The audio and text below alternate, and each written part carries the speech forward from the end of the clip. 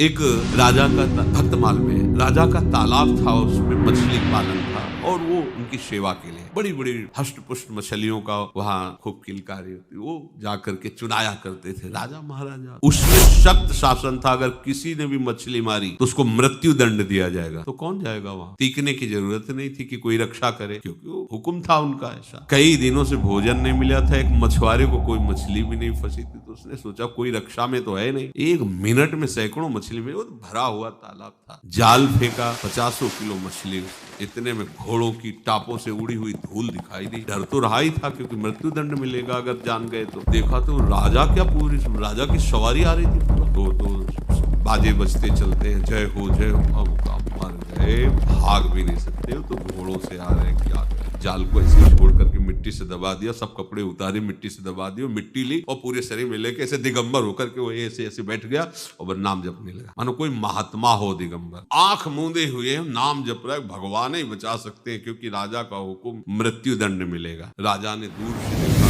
कोई अवधूत महात्मा दिगंबर बैठ, सबको रोक दिया।